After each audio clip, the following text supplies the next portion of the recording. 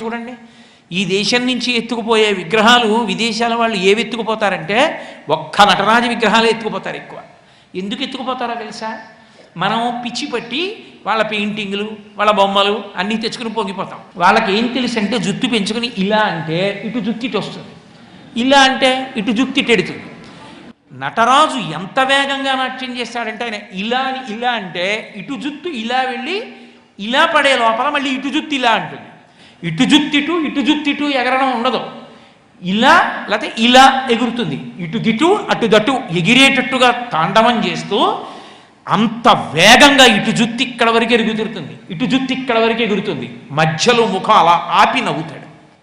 ఎవడికి సాధ్యం అసలు? ఆయనలా నాట్యం ఎవడైనా చేస్తాడా?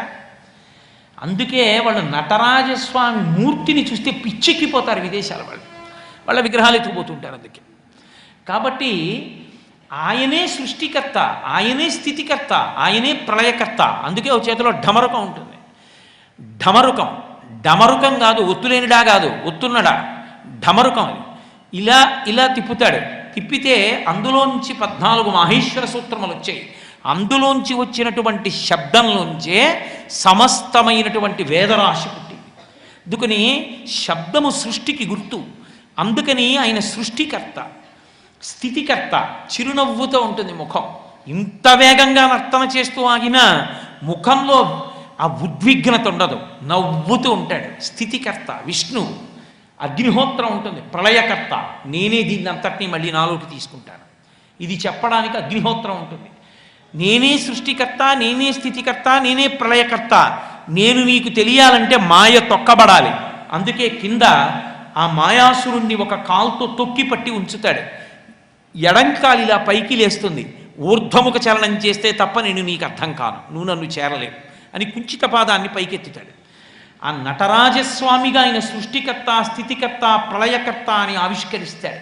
కాబట్టి 3 లోకములకు 3 కాలములకు 3 మూర్తులకును మూలమగుచు భేదమగుచు తుది కభేదమయ్యొప్పారు బ్రహ్మమనగ నీవే పాలనయన.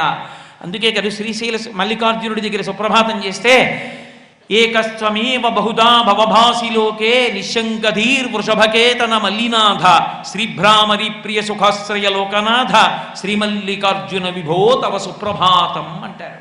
ఈశ్వర ఉన్నది మీరొక్కరే, ఉన్న మీరొక్కరే అనేకముగా కనపడుతుంటారు. ఒకనాడు మీరే సృష్టి చేస్తే బ్రహ్మ, నిలబెడితే విష్ణువు, పడగొడితే శంకరుడు అని. చాలామందో మాట అంటుంటారు శివుడు సంహారకర్త, చంపేస్తాడని. కాదు, శివుడు ప్రళయం చేస్తాడు అంటే 3 చేస్తాడు.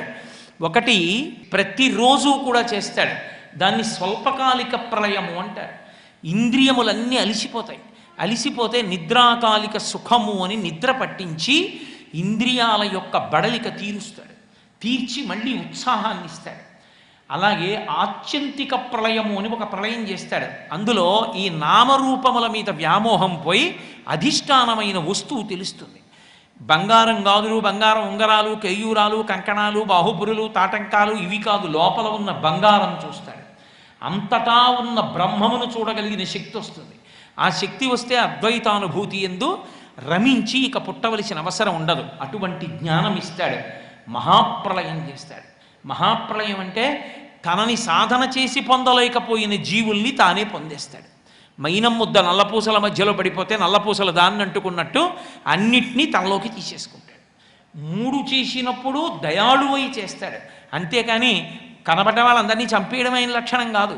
మహానుభావుడు, జ్ఞానప్రదాత. శంకరుడు అంటే ఐశ్వర్యప్రదాత.